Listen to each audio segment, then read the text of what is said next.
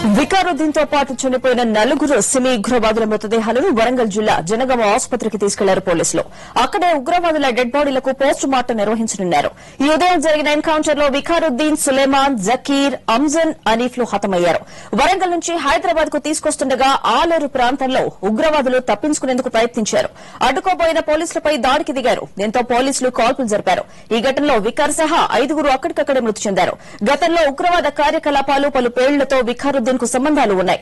3 ఏళ్ల కిందట హైదరాబాద్ లో 6 పోలీసులను చంపిన ఘటనలో వికార్ ప్రధాన నిందితుడు. గతంలో గుజరాత్ హోంమంత్రిపై దాడి కేసులో కూడా వికారుద్దీన్ నిందితుడు. ఇతనికి ఐఎస్ఐతో సంబంధాలు ఉన్నట్లు కూడా పోలీసుల దర్యాప్తులో వెల్లడైంది.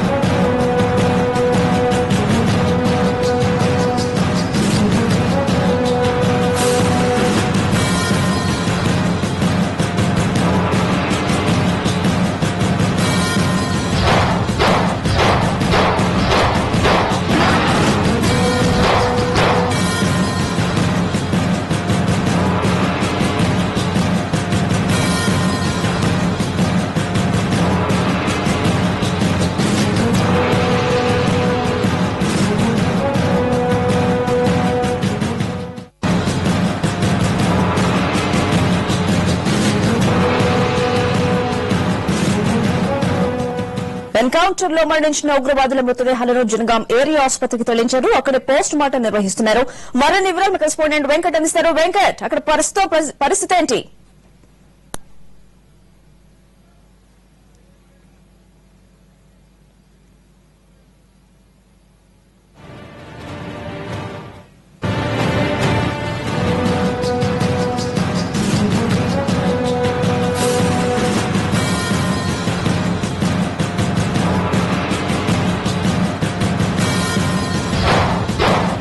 జిల్లా జనగామ ఏరియా ఆసుపత్రి నుంచి అప్డేట్ చేసే ప్రయత్నం చేస్తున్నాను. ప్రస్తుతం జనగామ ఏరియా ఆసుపత్రిలో ఉన్నాను. ఏరియా ఆసుపత్రికి సేపటి క్రితం ఏదైతే ఎస్కాట్ వాహనం ఉందో, ఎస్కాట్ వాహనంలోనే ఎన్కౌంటర్ కాల్పులు జరిగాయో అదే వాహనం, అదే మృతదేహాలతో జనగామ ప్రభుత్వ ఏరియా ఆసుపత్రికి చేరుకుంది. ఇంకా ఉన్నతాధికారుల కోసం ఈ వాహనం లోని అధికారులు కావచ్చు, తర్వాత నీళ్ల వారంతా కూడా వెయిట్ చేస్తున్నారు. మొత్తానికైతే ఎస్కాట్ వాహనంలో కుప్పకూలిన మృతదేహాలు, అదేవిధంగా మిగిలిన వివరాలతో సహా అలానే ఉన్నాయి. కొద్దిసేపు క్రితం ఇక్కడికి అధికారులు వచ్చిన తర్వాత అధికారులు పరిశీలించిన తర్వాత డెడ్ బాడీస్ మృతదేహాలను కిందికి తీసుకువచ్చి పోస్ట్ మార్టం గదికి పంపిస్తారు. పోస్ట్ మార్టం గదిలో దాదాపు గంట పాటు పోస్ట్ మార్టం ప్రక్రియ పడుతుందని వైద్యులు చెప్తున్నారు. జనగామ నుంచి ఏరియా ఆసుపత్రి వైద్యులు, అదేవిధంగా వరంగల్ నుంచి ఎంజిఎం ఆసుపత్రి వర్గాలు, ఎంజిఎం నుంచి కూడా 3 వైద్యులు, అదేవిధంగా 4 ఫోరెన్సిక్ నిపుణులు కొద్దిసేపు క్రితం జనగామ ఏరియా ఆసుపత్రికి చేరుకున్నారు. మరి కాసేపట్లో 5 మృతదేహాలకు పోస్ట్ మార్టం ప్రక్రియ నిర్వహించేందుకు అధికారులు ఇక్కడ అన్ని ఏర్పాట్లు చేశారు. ప్రస్తుతం ఎస్కాట్ వాహనంలో 5 మృతదేహాలున్నాయి. ఈ 5 మృతదేహాలకు సంబంధించిన వివరాలు అంటే ప్రస్తుతం మన ఫోటోలు చూస్తున్నాం, తర్వాత విజువల్ చూస్తున్నాం. వారికి చేతులకి బేడీలు ఉన్నాయి. ఆ చేతులకి బేడీలు ఉన్నాయి. బేడీ ఉన్నప్పుడు కూడా చేతులు తుపాకులు ఉన్నాయి. అంటే ఆత్మరక్షణ కోసం కాల్పు జరిపినట్టుగా పోలీసులు చెప్తున్నారు. ప్రస్తుతం మన సంఘటన స్థలం నుంచి పోస్ట్ మార్టం వద్ద ఉన్నాం. పోస్ట్ మార్టం వద్ద ఉన్న ఎస్కాట్ వాహనం నుంచి మృతదేహాలు ఇంకా కిందికి తరలించలేదు. ఇందులో ఏవన్గా మహమ్మద్ జకీర్ ఉన్నారు. ఇతని వయసు 32 సంవత్సరాలు. చెంచల్గూడలో ఉన్నారు మొన్నటి వరకు. వరంగల్ కేంద్ర కారాగారానికి ఈ నెల 1వ తారీఖులో మళ్లీ రీఅడ్మిషన్ తీసుకున్నారు. అంటే వీళ్ళు 2011 నుంచే జైలు జీవితం గడుపుతున్నారు. మహమ్మద్ జాకీర్ పై 7 సెక్షన్ల కింద 8 కేసులు నమోదయ్యాయి. ఇందులో 302, అదేవిధంగా 120/B, 122, 123, 124A, 34 ఐపీసీ, 19, 20 సెక్షన్ల కింద మహమ్మద్ జాకీర్ పై కేసులు నమోదయ్యాయి. అదేవిధంగా వికార్ అహ్మద్ పై కూడా 7 కేసులు నమోదయ్యాయి. 5 సెక్షన్ల కింద 7 కేసులు నమోదయ్యాయి. 302, 307, 34 అంటే 34 ఐపీసీ, 475/11 ఇలాంటి కేసులు నమోదయ్యాయి. అదేవిధంగా సయ్యద్ అమ్జద్ ఇతను కూడా చెర్లపల్లి జైలు నుంచి వరంగల్ కేంద్ర కారాగారానికి వచ్చారు.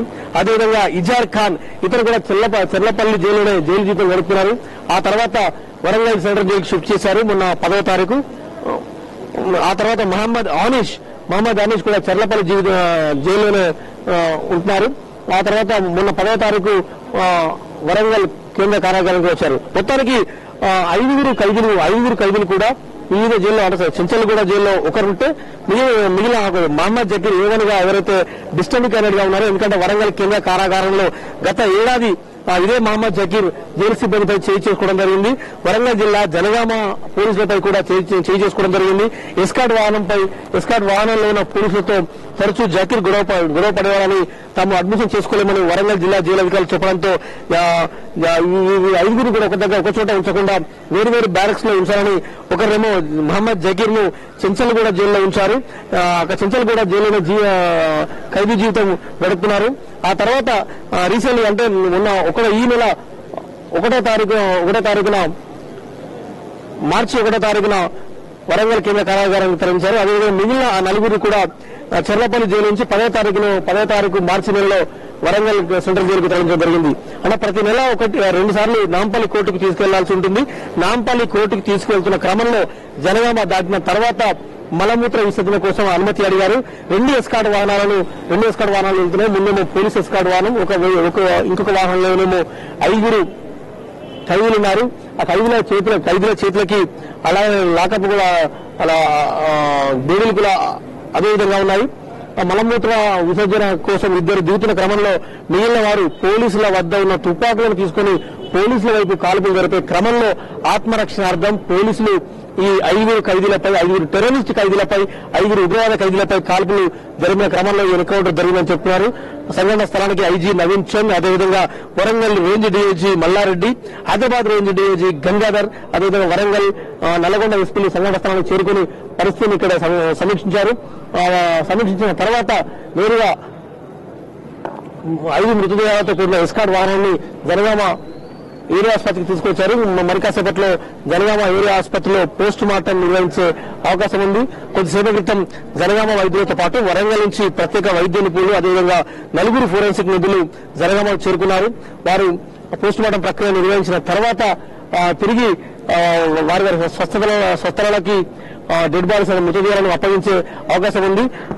2011లో కర్ణాటకలో జరిగిన ఒక ఘోర ఘటనలో మహమ్మద్ జకీర్ అరెస్ట్ అయ్యారు. అదేవిధంగా వికారుద్దీన్ అహ్మద్ కూడా కర్ణాటకలో ఒక ఇన్సిడెంట్ ద్వారా అరెస్ట్ అయ్యారు. ఆ తర్వాత దాదాపు అనేక కేసులు ఉన్నాయి. ఈ కేసుల ట్రయల్ కోసం కోర్టుకు వెళ్తున్నారు. నాంపల్లి కోర్టులో కొన్ని కేసులు ఉన్నాయి. అదేవిధంగా హైదరాబాద్ మెట్రోపాలిటన్ కోర్టులో ఇంకొన్ని కేసులు ఉన్నాయి. మొత్తానికి వివిధ కోర్టులో విచారణ నిమిత్తం కూడా వీరు అన్నిటికి వెళ్తున్నారు. జనగామ కోర్టులో కూడా 2 కేసులు పెండింగ్లు ఉన్నాయి.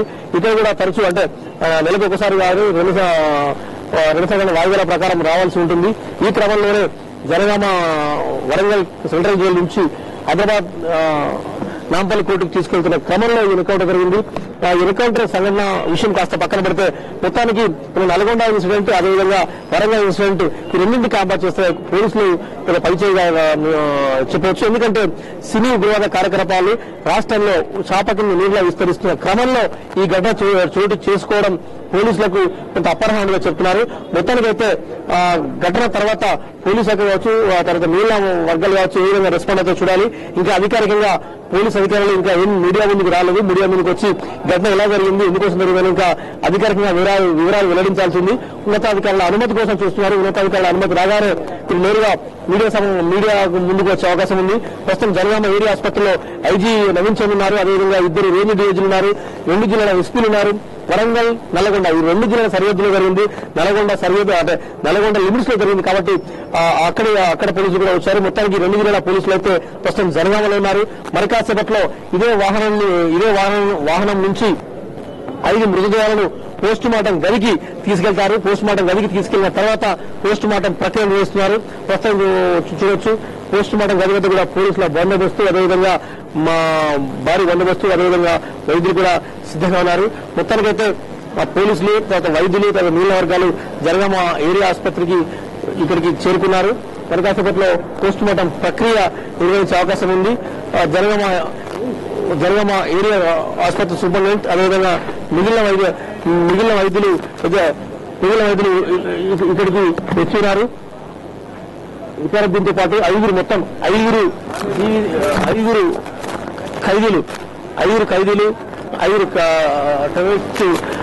ఖైదీలకు సంబంధించిన వివరాలను పోలీసు మరికాసేపట్లో వివరాలు వెల్లడించాల్సి ఉంది.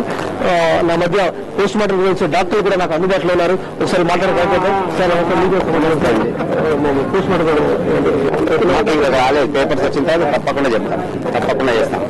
మీ కూడా ప్రైమరీ మాకేమైంది పోలీసులు ఆసుపత్రి తీసుకొచ్చారు. ఎలాంటి సమాచారాలు పోలీసులు ఇచ్చారు మీకు?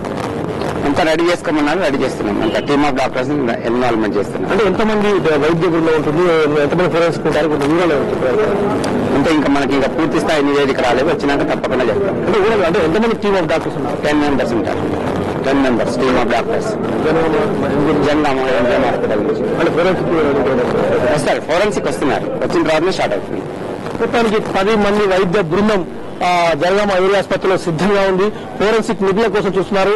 4 ఫోరెన్సిక్ నిపుణులు రావాల్సి ఉంది. దీనిలో 2 అయితే ఉన్నారు, ఇంకొక 2 కోసం వెయిట్ చేస్తున్నారు. మరి కాసేపట్లో 5 మృతదేహాలకు పోస్ట్ మార్టం ప్రక్రియ కొనసాగనుంది. దాదాపు గంటన్నర పాటు పోస్ట్ మార్టం ప్రక్రియ నిర్వహించిన తర్వాత మృతదేహాలను వారి స్వస్థలాలకు తరలించే అవకాశం ఉంది. ఈలోగా ఎవరెవరిపై ఎన్నెన్ని కేసులు ఉన్నాయి, ఏ ఘటనలు నిందితులు అనే వివరాలను కూడా పోలీసులు అధికారికంగా వెల్లడించే అవకాశం ఉంది.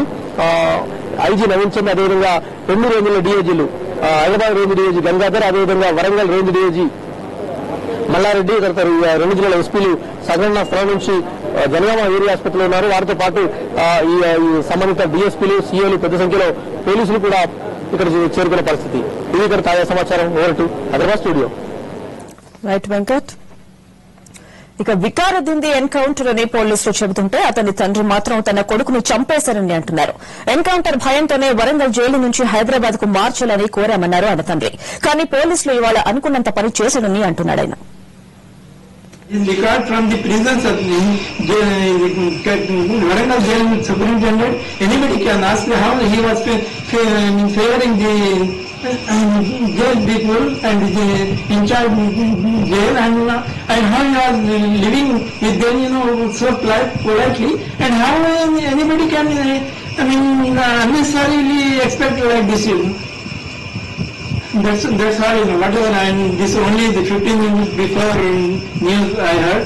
I was seeing, even now completely I could not see the news also, and no details, nothing I don't know. And all the details will come now. Anyhow this happened, and we don't know. This is too much for us to for our feelings. I don't know. మరి updates break తర్వాత చూస్తూనే ఉండండి.